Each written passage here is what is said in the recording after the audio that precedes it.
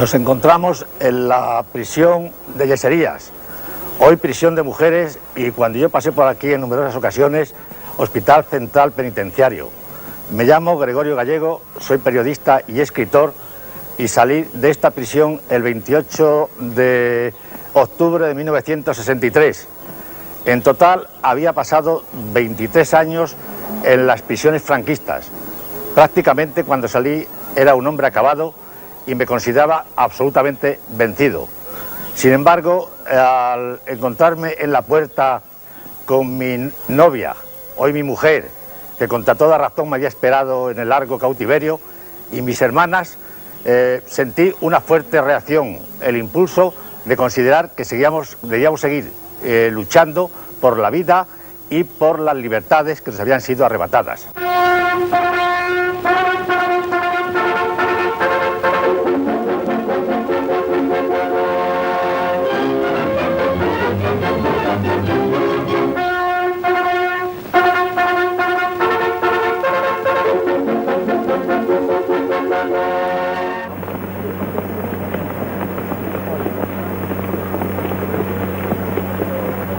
Y un día fueron ellos, como antes fueron otros, y otros serán aún, quienes quedaron dentro del avance genial de nuestras tropas, prisioneros de Franco, con el fusil caliente todavía del último disparo.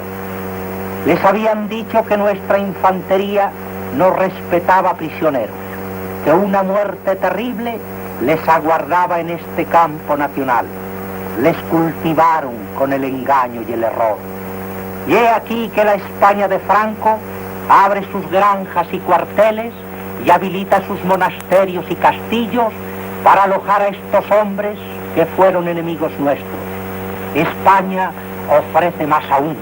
España les ofrece a estos hombres la revalidación, la dignidad que tenían perdida, mientras de las masas proletarias, de las multitudes internacionales, hicimos orden y concierto. Desvanecemos el rencor y como un tullido que desentumece su mano cerrada, estos hombres abrieron el puño. Y la hermandad de la mano abierta y el brazo extendido los recibió con la generosidad que el imperio español de otro tiempo tuvo siempre con el vencido. Esta es nuestra justicia.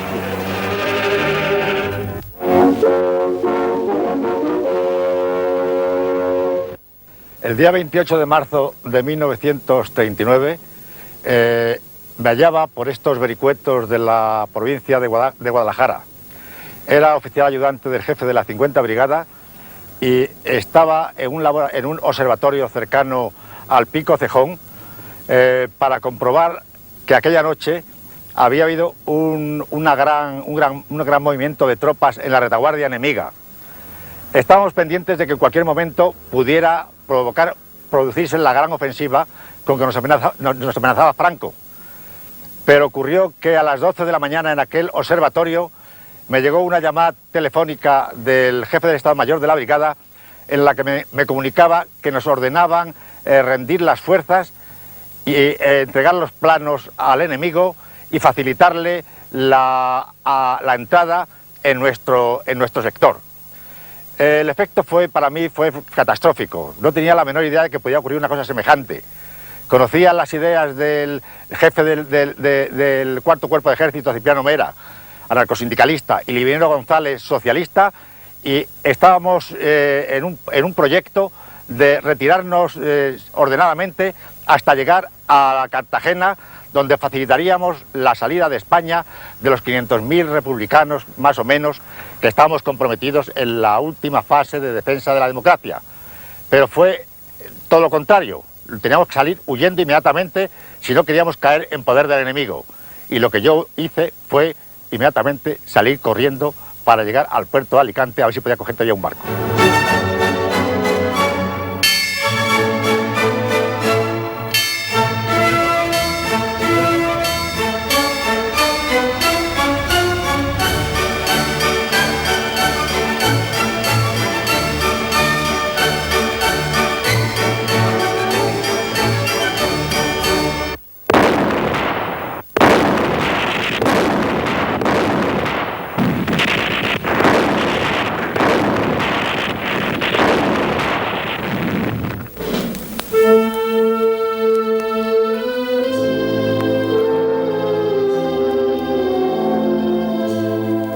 Rotos los frentes, los vencidos intentan escapar.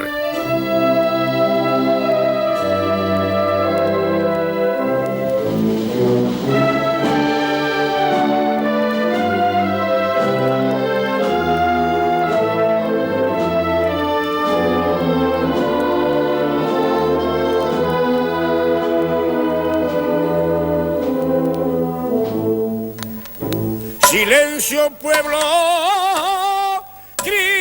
Quienes no logran huir son encerrados en cárceles improvisadas.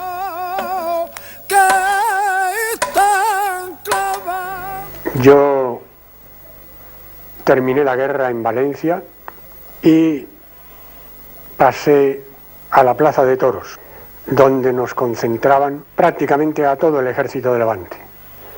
No sé, 30 o 40.000 habríamos allí. Estuvimos 2 o 3 días sin comer nada, después nos dieron un misérrimo bastimento de boca y nos fueron repartiendo por diversos campos de concentración. Y allí viví mi experiencia de condenado a muerte. Y empecé a vivir la larga experiencia de unos 6 años en las cárceles franquistas. Le detuvieron en el puerto de Alicante y en el puerto de Alicante pues fuimos al campo de los almendros y allí dividieron a los hombres y a las mujeres y nos llevaron a nosotras a ejercicios espirituales. Éramos unas 5.000 mujeres y de 5.000 mujeres pues seguramente sí que habría 2.000 niños. Aquello fue pues muy malo porque era un campo alambrado donde dormíamos, todo el día estábamos en el campo y luego dormíamos en un sitio que era la casa pero estaba batido por los aires porque no había ventanas. Nos daban cada 24 horas a toque de pito, nos daban una sardina de masarenque y nos daban un bote de los de leche condensada como medida de agua. Unas cárceles, dicho sea de paso, variadísimas, porque se utilizaban 1000 tipos de edificio, desde lo que eran realmente presidios antes de nuestra guerra, a otros muchos que no habían sido nada de eso. Pero en todos ellos estaba aquella, digamos, pintoresca consigna del entonces director general de prisiones, don Máximo Cuervo, que se había sacado del Magín un curioso eslogan que decía: en nuestros establecimientos penitenciarios debe presidir la disciplina de un cuartel, la seriedad de un banco, la caridad de un convento. También había una situación tremenda para las presas de ventas que eran los interrogatorios, que una vez que estabas en ventas te podía sacar otra vez la policía para interrogar, con lo cual pues siempre tenías miedo a la tortura, tenías miedo pues a todo lo que suponía aquellos primeros interrogatorios de los primeros meses de terminar la guerra. En Ocaña éramos 5.000 hombres, 500 mujeres y unos 70 u 80 niños. Una de las torturas que allí se nos infligían, aparte del hambre, que era terrible, hasta el punto de que muchas veces estábamos formados en el patio y de pronto veíamos una marejada. ¿Qué pasa? ¿Qué ocurre? Y era que alguien se había caído muerto de hambre. Están celebrando el juicio del juez de toda la tierra. Tendrá condena y suplicio sin que nadie la defienda.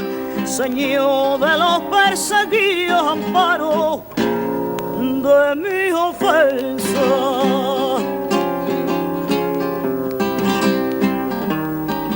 Un amigo mío, el director, el sindicalista, decía: no nos pueden juzgar si no hemos hablado con ningún defensor, si no han venido a preguntarnos nada. Yo, que era más pesimista que él o más realista, dije: pues nos van a juzgar. Y efectivamente nos metieron en aquella sala, éramos 40, de pronto aparecieron unos señores con uniforme en estrados, se levantó el que decía que era el fiscal, nos metió a todos en el mismo discurso, con los mismos argumentos, de que éramos marxistas, de que éramos asesinos, de que la sangre nos colgaba, que nos caía por los labios, todos metidos en el mismo discurso. Al final de él, nos dijo el presidente: según vayan nombrando el fiscal, póngase en pie. Entonces el fiscal empezó a leer las condenas. Fulanito de tal, pena de muerte. Se levantaba uno: presente, pena de muerte, pena de muerte, pena de muerte. El azar hizo que me indultaran o me conmutaran por la pena inmediata inferior al cabo de unos meses. Esto también era muy de lotería, muy azaroso. Unos iban por delante a lo mejor con menos causa que uno, y otros en cambio pues salvaban el pellejo. Todos los miembros de mi familia recorrimos prisiones y fuimos sometidos en distintas plazas y sobre distintas acusaciones a consejos de guerra que dictaron sentencia contra nosotros. Concretamente contra mi padre, la sentencia de muerte el día 22 de enero de 1940, que fue ejecutada el día 24 de febrero del mismo año, bajo las acusaciones de haber sido gobernador civil de Madrid, diputado a Cortes y haber sido figura preeminente en las filas del Partido Socialista Obrero Español y de la Unión General de Trabajadores.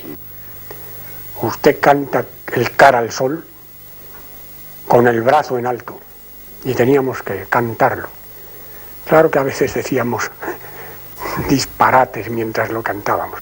En cuanto a la ejecución de la pena capital, aunque también es difícil llegar a unas consecuencias, a unas deducciones más o menos exactas, parece ser que en el periodo 1939-1945 fueron superiores a las 100.000, alrededor de las 100.000, 105.000, cifra que se llega mediante análisis, ya digo, de datos estadísticos. Naturalmente no estuvieron repartidas ese tipo de ejecuciones a lo largo de este quinquenio, sino que se acumularon sobre todo en los años 40-41. Mi proporción de los casi 40 lugares donde he anotado las bajas de un lado y otro, mi proporción es que por cada franquista que fue muerto, asesinado, que desapareció, hubo 22 republicanos que fueron asesinados, desaparecieron, o que la familia todavía a estas horas no sabe dónde se encuentra.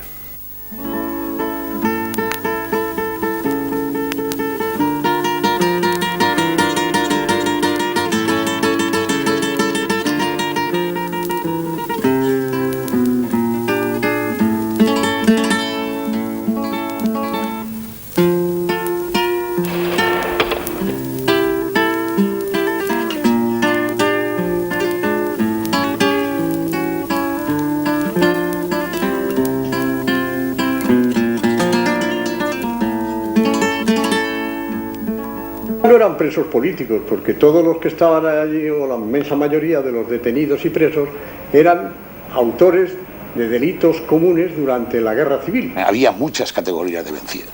Los vencidos calificados en el sentido de que habían cometido delitos de sangre o que se habían, desde luego, caracterizado por una actuación en la zona roja que correspondía a una responsabilidad, pues esos indudablemente que desde luego estarían en condiciones para ellos tristes, porque realmente desde luego había llegado un momento en que se les iba a inculpar de determinados hechos y las condiciones generales que había en la zona ya española, en España, pues no eran buenas. Yo venía proponiendo ya al final de la guerra, con la victoria encima, que nosotros debíamos formar un nuevo ejército después de la victoria, pero laboral, uniendo a los vencidos y los vencedores en una sola fuerza común de reconstruir juntos la España que juntos habíamos deshecho.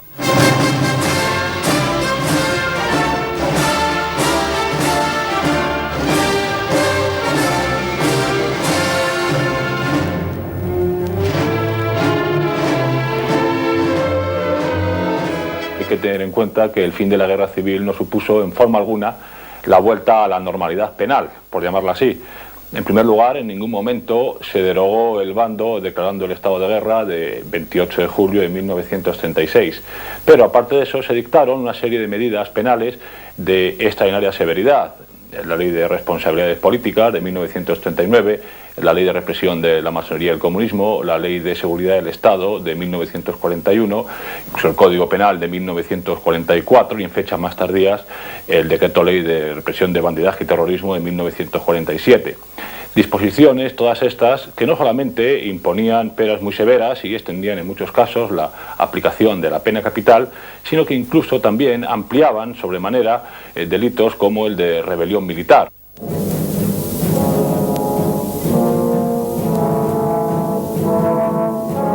Es que no tiene trascendencia para vuestra Alteza La obra de liquidación del problema de la justicia, que da comienzo con más de 400.000 procesados, para acabar a fuerza de generosidad pero sin claudicación ni mengua de la ejemplaridad, reducido a menos de 70.000 presos.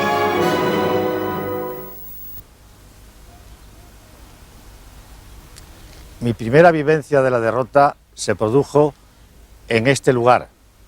Veníamos del frente de Guadalajara, donde acabamos de rendir las fuerzas del ejército republicano, y al llegar aquí nos encontramos con los legionarios italianos que habían ocupado la estación, la carretera y todos los lugares cercanos para impedir la llegada a los puertos de Valencia y Alicante. Aquí había un tren especial que venía de Madrid con los altos funcionarios de la administración, y los legionarios italianos los estaban prácticamente saqueando a las mujeres y a los niños, quitándoles los equipajes, las joyas, las alhajas, y arrojándolos a la carretera. En esto un capitán de asalto, que también venía en el mismo tren, se dirigió a un italiano, habló con él y sacó la pistola y se disparó un tiro en la sien. A partir de ese momento todo fue de lo más dramático y confuso que se pueda imaginar. Pues tuvimos que abandonar los coches, el coche que traíamos, y lanzarnos a la carretera, huyendo de los controles que ya estaban también tomados por los falangistas del pueblo.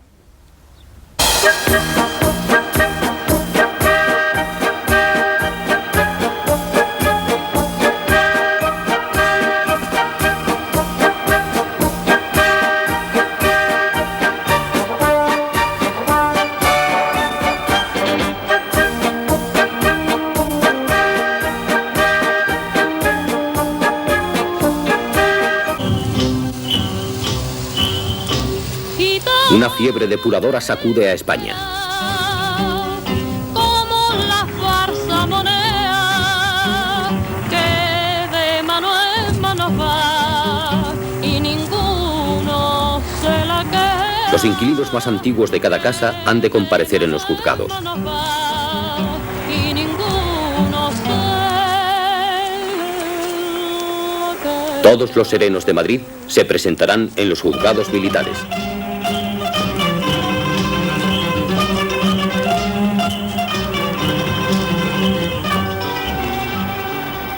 La delación creaba verdaderos delitos sin existir.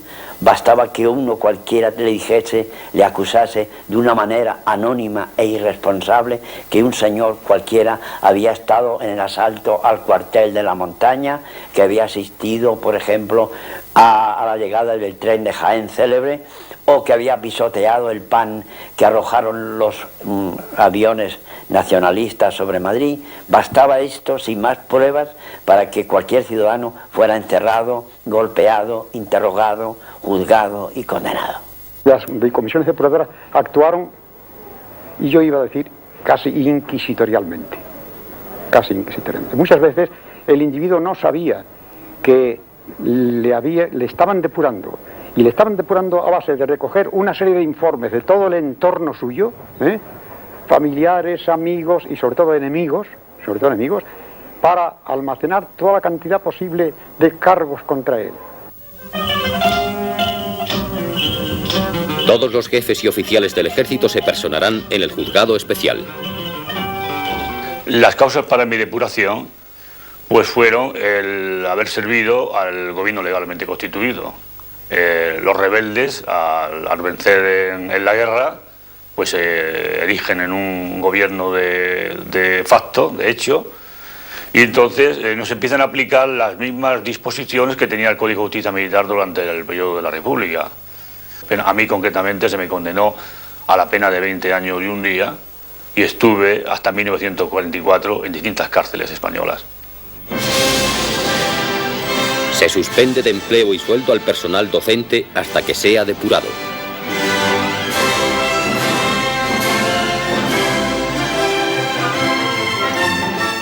Yo fui juzgada entonces, condenada a 30 años, y después de esa condena ¿verdad? Como resultado firmé 8 años de inhabilitación profesional. Me inutilizaron naturalmente para que después, en el año 45, cuando salí primeramente de la cárcel, no pudiera ejercer mi trabajo profesional. Mi intento de que me depurasen en el Colegio de Abogados de Madrid fue en el mes de noviembre de 1945, es decir, un año aproximadamente después de haber sido liberado del destacamento penal de Cuelgamuros en el Valle de los Caídos. En vista de que no me incorporaron en Madrid, tuve que ir al Colegio de Abogados de Barcelona, que, al contrario del de Madrid, en aproximadamente 6 horas hicieron mi depuración. Y el día 19 de diciembre de 1945 me entregaron este carné que para mí fue un talismán, porque era un salvoconducto para circular por todo el territorio nacional.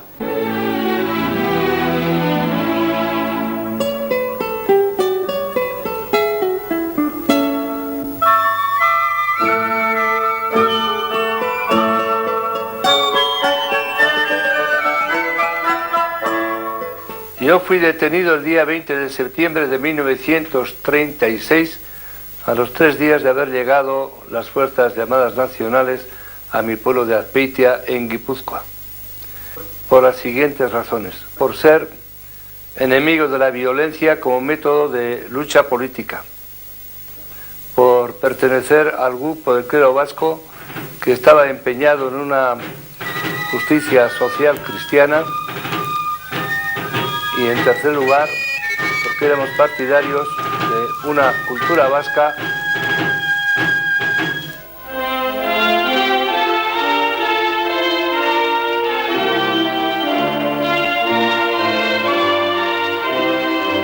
Algunos afortunados consiguen redimir penas por el trabajo.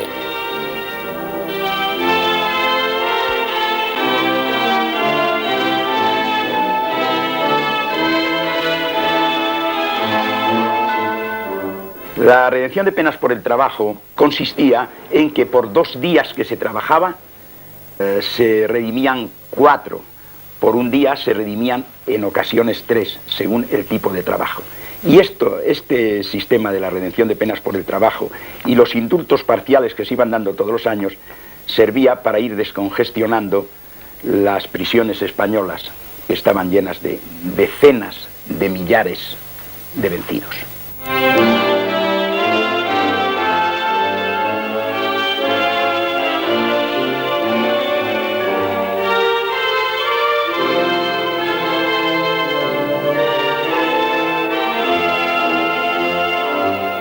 Cuando se disolvió una de las muchas prisiones habilitadas que había en Madrid, Barco, Comendadoras, Yeserías, Torrijos, yo estaba en la de Torrijos, me destinaron al destacamento penal de Cuelgamuros en el Valle de los Caídos. Fuimos internados en unos barracones de madera. Los colchones eran de esparto y de malas condiciones. Cuando llovía, pues casi era mejor salir a la calle que quedarnos en los barracones. Luego ya al otro día de llegar nos destinaron al trabajo. El trabajo era pues a base de martillo, de picos y palas y cosas de esas, y vagonetas. El trabajo muy duro y por ciertos capataces no nos daba ni tiempo después de explosionar los barrenos a que salieran los gases, ni a sanear las piedras que caían. Y de eso venían los accidentes que había, muerte y accidentes. Una guerra civil son igualmente culpables los 2 bandos. Y por consiguiente España estaba deshecha, y si nos hubiéramos hermanado con un ejército laboral a reconstruir España, hubiéramos hecho lo que hizo Franco. ¿Con qué terminó Franco la victoria? Con 1 millón de hombres. ¿Y de dónde lo sacó? Precisamente del bando opuesto, de los pueblos que iba ocupando, y los antiguos rojos se hacían nacionales. A pesar de las condiciones que estábamos viviendo, que eran inhumanas, era preferible porque las condiciones de la prisión eran peores, y por eso aguantábamos allí todo el tiempo más posible. Hasta enfermos pues no querían darse de baja, porque al marchar para la prisión ya era muy difícil regresar otra vez a los destacamentos. Allí aparecía de vez en cuando, y allí no había más que la voz de el caudillo.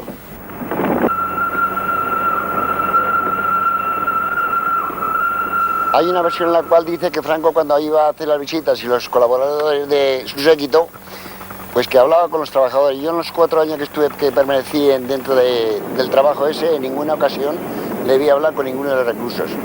Y aparecía lo mismo de noche que de día, en cualquier momento.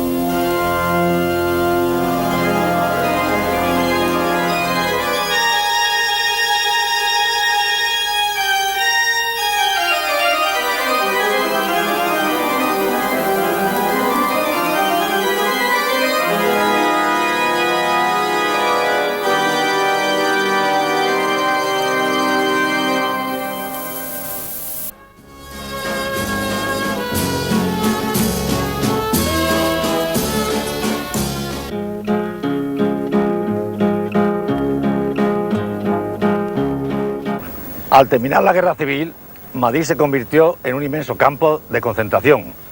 Todas las calles, las bocas del metro estaban vigiladas y yo fui detenido al segundo o el tercer día de encontrarme en mi ciudad. El primer campo al que me llevaron fue el de San Martín, el campo de fútbol del Real Madrid. De allí me seleccionaron para ir al campo de concentración de Alcalá de Henares, y en el campo de Alcalá de Henares me reuniría con todos los jefes oficiales y comisarios del Ejército del Centro. Fue una etapa que, a pesar de las inmensas necesidades, el hambre, la miseria, la carencia de agua, la carencia de servicios que ahí se vivía, fue una etapa fraternal.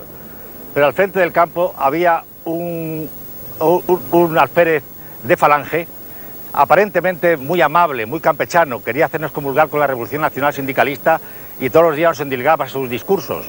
Sin embargo, al mismo tiempo, estaba haciendo una labor de depuración. A casi todos los días sacaba algunos oficiales y jefes malagueños y los trasladaba a un pabellón. Nosotros ignorábamos lo que hacía con aquellos hombres, pensábamos que tal vez los iban a trasladar, pero un buen día nos enteramos que lo que estaba haciendo era fusilándolos. Y al hacer una saca de 40 o 50 compañeros, entonces nos plantamos e impedimos que lo hiciera. Rápidamente montaron las ametralladoras, nos reunieron todos los escoltas y soldados y nos encerraron en los pabellones. Aquella noche la pasamos cantando Los Hijos del Pueblo y La Internacional, para fortalecernos en lo que pensamos que al día siguiente sería una feroz represión. Sin embargo, no ocurrió así. El escándalo trascendió, las mujeres fueron a ver al embajador de Inglaterra y algunos otros embajadores. Creo que el embajador de Inglaterra se presentó en el Pardo y la consecuencia fue que 2 o 3 días después el alférez era destituido y nos enviaban a un teniente coronel de caballería para que se hiciese cargo del campo.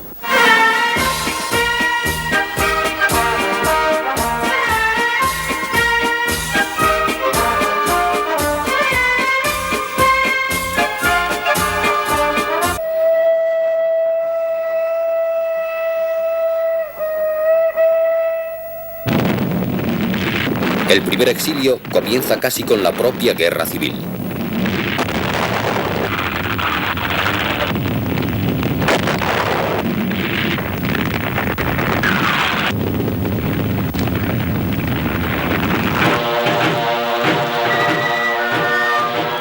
Los niños tampoco se librarán del exilio.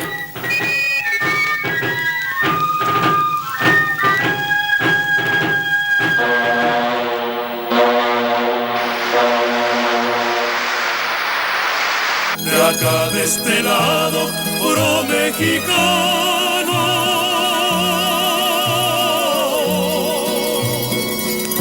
Por más que la gente me juzgue tejano, yo les aseguro que soy mexicano, de acá de este lado.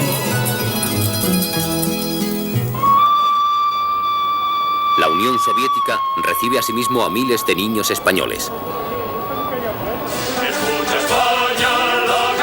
El fin de la campaña del norte supone otro considerable éxodo, aunque también la mayoría se reincorporará al esfuerzo de guerra.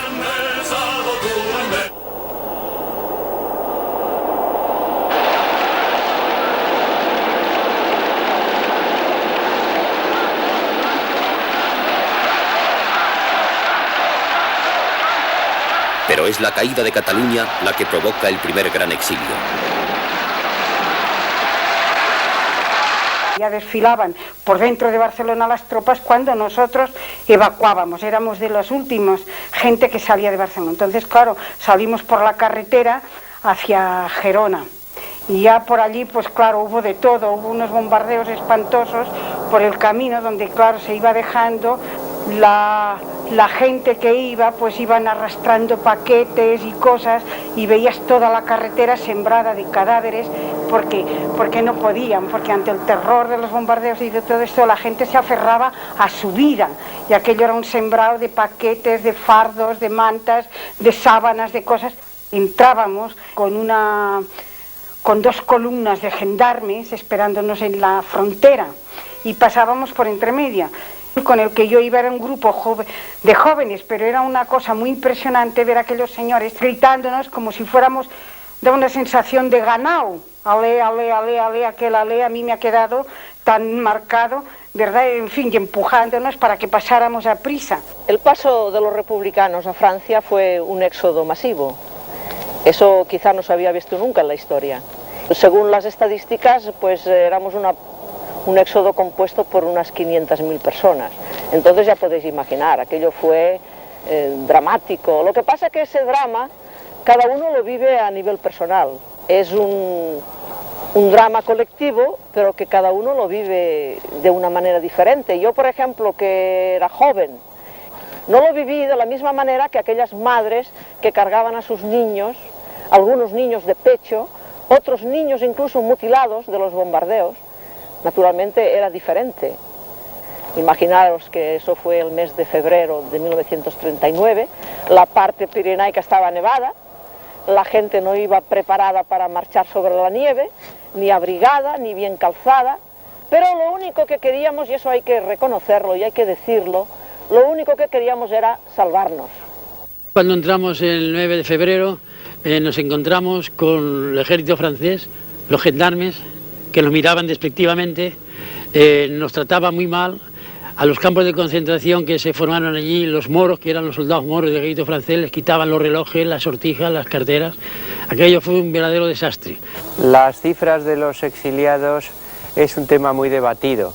Existe una polémica entre los historiadores, pero si tenemos en cuenta las opiniones de Salvador de Madariaga y de Manuel Tuñón de Lara, hay que situarlo entre los 450 y los 500.000 exiliados. Esto coincide con las cifras que nos da la delegación de México en Francia, que hizo una estadística con el Ministerio del Interior francés, y son un poco más del 500.000 de exiliados.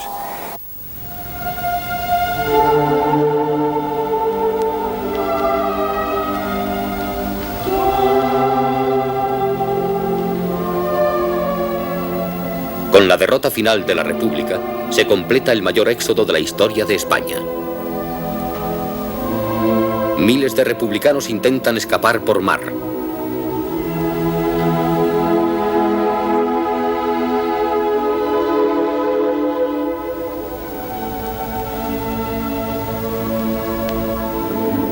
Nadie tiene la menor esperanza de que pueda salvar la cabeza. Cuando llega la mañana, pues unos y otros ponen en práctica la decisión que han tomado. Unos 600 se suicidan y el resto somos conducidos por los soldados hasta un campo de concentración que está en las proximidades de Alicante, que se llama el campo de los Almendros. Franco, en las negociaciones que tuvimos, nos garantizó que podían salir de España toda aquella gente que se considerase responsabilizada y que no harían una oposición a la salida de nuestros barcos. Un barco inglés llamado Stanbrook. Uno de los trabajos postreros del buque fue el de evacuar a la población civil de Cartagena y de Almería. El barco este llegó a Orán.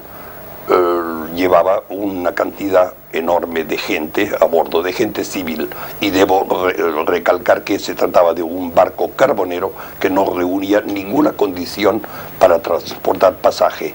Pero las autoridades francesas no permitieron el desembarco y entonces tuvo que quedarse anclado en el muelle, a una distancia del muelle, durante un tiempo larguísimo. La gente estaba obligada a efectuar sus necesidades fisiológicas asomando una cierta parte del cuerpo fuera de la borda. Esto duró largo tiempo durante la estancia esta en Orán y llegó a convertirse en una especie de espectáculo para la población más sencilla de Orán. Graciosa y bonita regaba las flores y nos alegraba cantando canciones de amores. México es quien más generosamente recibe a los españoles.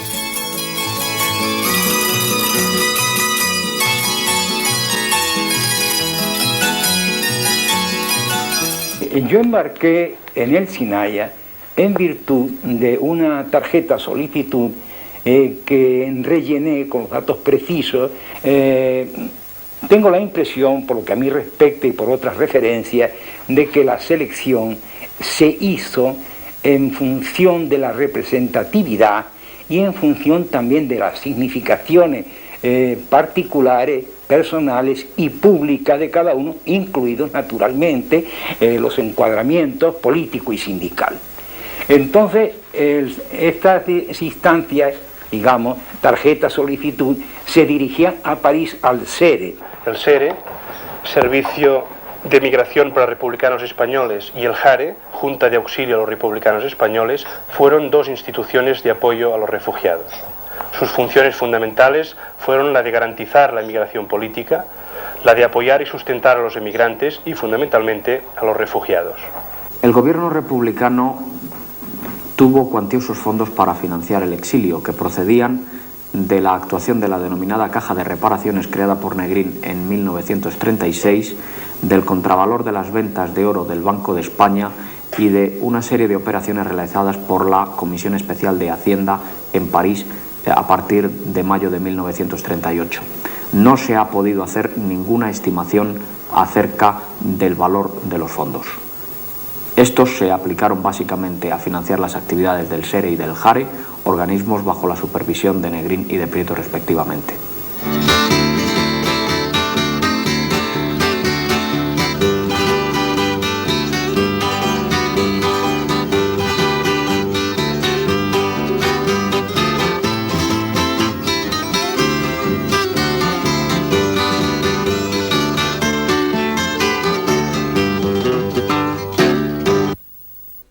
Miranda era una colosal fábrica de batallón de trabajadores. A mí me correspondió ir al sector de Gainchur-Izqueta, entre Rentería e Irún. En aquella zona conocí la enorme solidaridad del pueblo vasco, pues las mujeres y las chicas de Rentería y de Irún venían con frecuencia a traernos comida, porque las condiciones eran pésimas y hizo su aparición las fiebres y las diarreas, que a mi juicio produjeron más víctimas innominadas que las que se producían por fusilamiento en las cárceles. El objetivo de las fortificaciones era levantar una barrera infranqueable contra las democracias decadentes y corrompidas. Nosotros, que habíamos tenido cierta animadversión contra Francia e Inglaterra por la política de no intervención, en aquellas circunstancias reaccionamos de manera distinta. Considerábamos que las democracias occidentales eran las únicas que podían preservarnos del régimen de esclavitud que estábamos viviendo.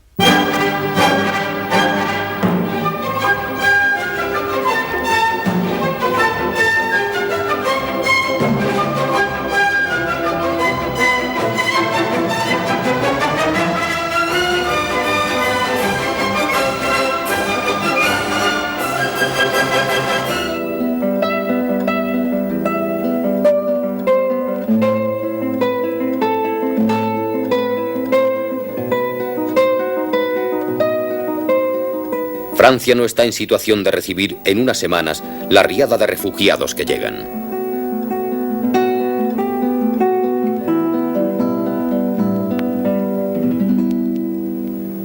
Acordaron separar a la gente, separarla, segregarla, por lo menos en unos campos, a reserva de las investigaciones que efectuarían posteriormente, uno por uno de los casos, para dejarles en libertad o para que Francia les absorbiera en su trabajo civil.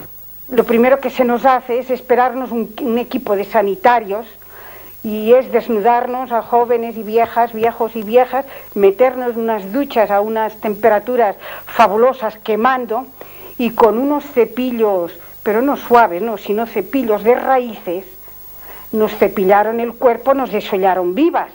El recibimiento de los franceses fue diferente según los franceses, claro. Había quien nos recibió muy bien y había quien nos recibió mal. Había instituciones oficiales que nos recibieron de una manera hostil porque temían aquella avalancha que se les venía encima de gente con sarna, con piojos, derrotados, con problemas de hambre, porque había mucha gente con hambre. Había esos franceses y tomaban unas medidas que naturalmente eran muy desagradables para nosotros. Pero me parece que se ha exagerado y que se ha cometido una injusticia con los franceses, porque siempre que se habla de nuestro paso a Francia, se dice aquello de los senegaleses, de los gendarmes que nos decían allez, allez, reculez.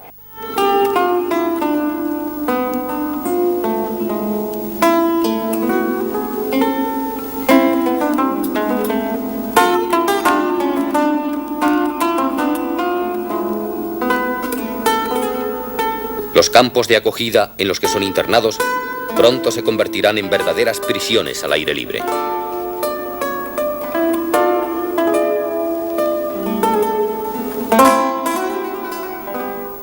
Pero es que había la población civil francesa, yo recuerdo al refugio donde yo estaba, en Magnac-Laval, que venían detrás de la reja donde estábamos encerradas y nos traían comida, nos traían ropa, nos traían chocolate. El frío, el hambre y las enfermedades causan centenares de víctimas. Y entre esos muertos, un español egregio. Murió el poeta lejos del hogar, que cubre el polvo de un país vecino. Al alejarse le vieron llorar. Caminante no hay camino, se hace camino al andar. Golpe a golpe, verso a verso.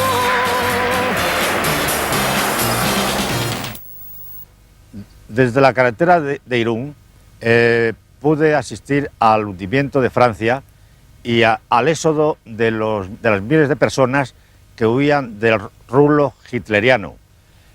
Una de estas personas fue el rey Eduardo VIII de Inglaterra, que se paró un momento ante nosotros, nos obsequió con cajetillas de tabaco y nos dijo que Inglaterra no se había rendido y que no se rendiría, lo cual fue la única nota de esperanza en aquel enorme desaliento que nos produjo el hundimiento de la resistencia francesa.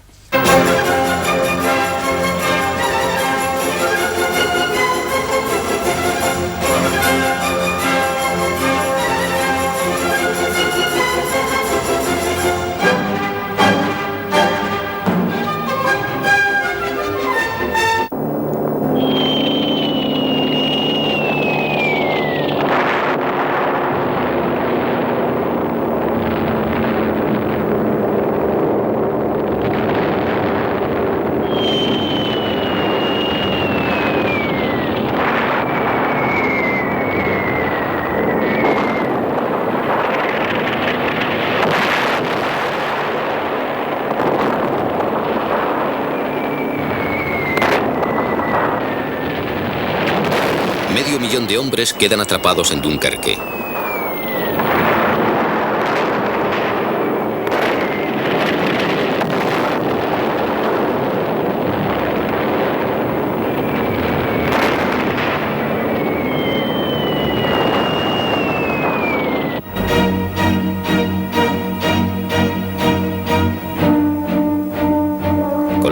invasión de Francia, el mariscal Pétain se hace cargo del poder.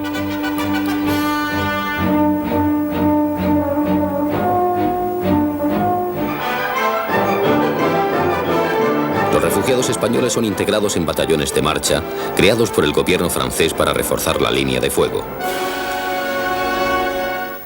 Bueno, entonces cuando se termina la campaña de Francia, que la llamamos nosotros, se termina en julio 40,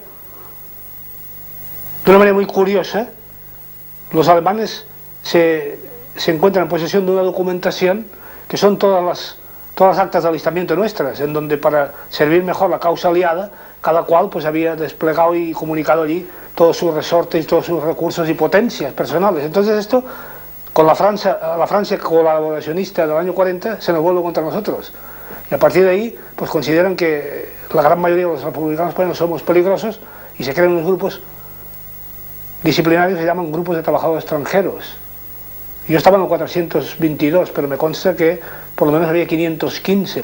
Entonces en esos grupos se nos incorpora y como la mayoría somos refugiados españoles, pues tenemos los servicios de transporte, son choferes nuestros, en oficinas toda la gente es nuestra, los intérpretes son gente española, es decir, que éramos un segundo poder dentro del poder francés y alemán de los grupos disciplinarios. A otros refugiados no les admite el ejército francés. Se les obliga a enrolarse en la legión extranjera. Cuando la guerra se terminó, Franco, como yo era de la quinta que no había hecho el servicio, pues nos llevó a Marruecos, a regulares 4. Y cuando los americanos desembarcaron en África, pues nos marchamos a Marruecos francés. En Marruecos francés llegamos allá y nos metieron en la cárcel. Como íbamos vestidos de soldados regulares, pues nos metieron en la cárcel. Y nos tiramos 15 días en la cárcel. Porque todavía, donde estábamos nosotros, pues era Pétain que mandaba. Y teníamos miedo que nos llevaran otra vez a España, porque si no, nos fueran fusilados enseguida, seguro. Y de allí pues nos sacaron a las 3 de la mañana, nos llevaron a Casa Blanca, los policías. Y allí pues ya teníamos intérpretes, íbamos todos vestidos de soldados regulares. Allí teníamos intérpretes, y cuando terminamos, dice, pues ahora están ustedes libres. Qué alegría. Estamos libres, ahora vamos a trabajar en Casablanca y dejaremos ya de ser soldados.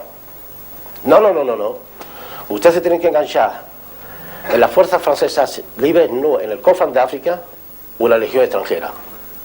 Digo, déjenme usted tranquilo, que terminamos la guerra de España.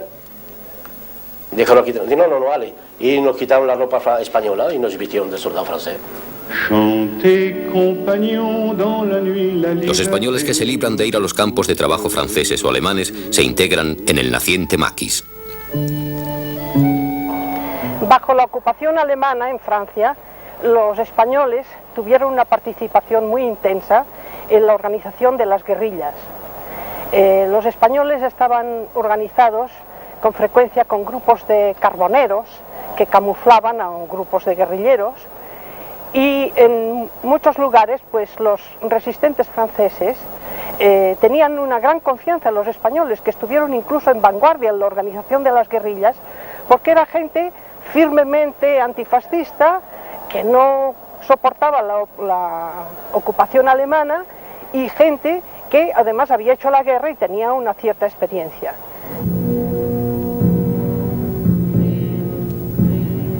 Los que caen en manos de los alemanes o se niegan a trabajar son deportados a los campos de exterminio.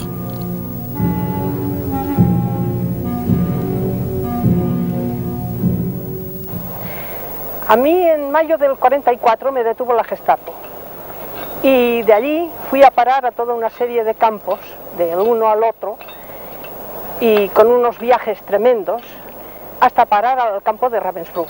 El último viaje, que fue del campo de Sarrebruck, donde durante 8 días no habíamos comido más que ortigas cocidas y nada más, nos llevaron al campo de Ravensbrück en un vagón de estos de animales, sucio, 53 mujeres en un vagón, sin darnos más que un bocadillo para los 5 días que permanecimos allí y con un gran barril para hacer nuestras necesidades que al final desbordó. No nos dieron de beber y una compañera había conseguido robar una botellita y con esa botella la sacaba por un ventanillo que había pequeñito cubierto de alambre de espino y arañándose los brazos pedía en alemán que nos dieran agua. Al llegar allí, palos, perros, SS, de todo hubo allí. Latigazos, nos hicieron ir hasta el campo y al llegar allí no nos dieron ni de comer ni nos dejaron entrar siquiera en las barracas y nos tuvieron 12 horas en posición de firmes desde las 5 de la tarde hasta las 5 de la mañana, rodeadas de capos y allí a base de bofetadas y palos. Y nos tuvieron así. Y a las 5 de la mañana nos llevaron a las duchas y allí nos dejaron tal como vinimos al mundo.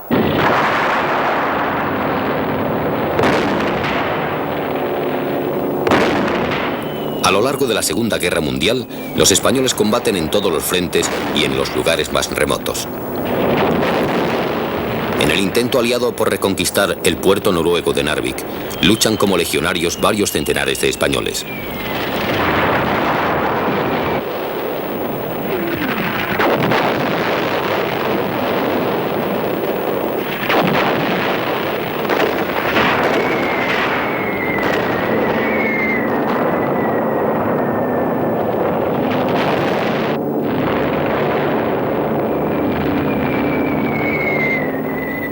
La aportación de los españoles en la defensa de la Unión Soviética en la Segunda Guerra Mundial, yo la considero de suma importancia. ¿Por qué?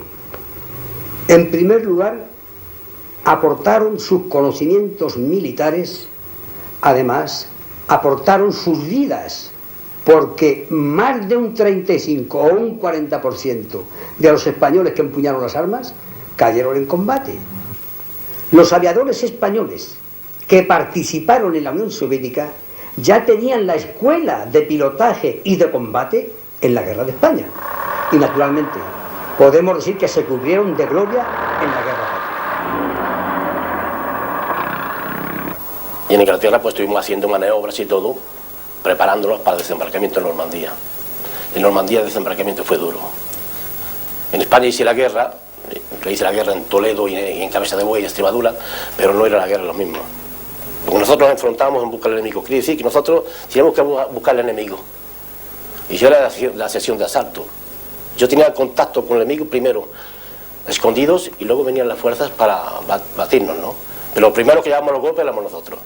Y allí, pues fíjese, desembarco, pues cogimos, empezamos a avanzar por la Normandía, que era muy difícil en Normandía.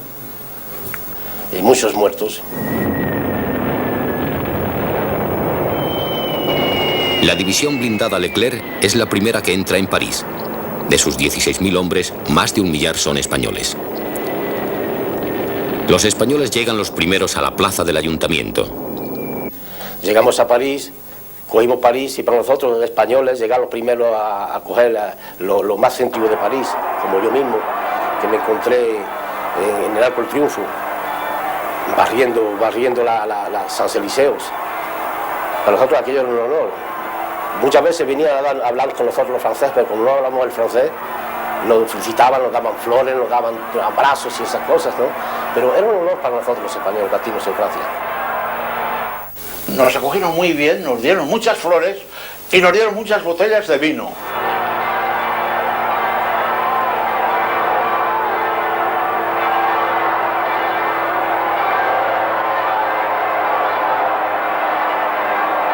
Los vencidos de la Guerra Civil Española hacen en París su desfile de la victoria contra el nazismo.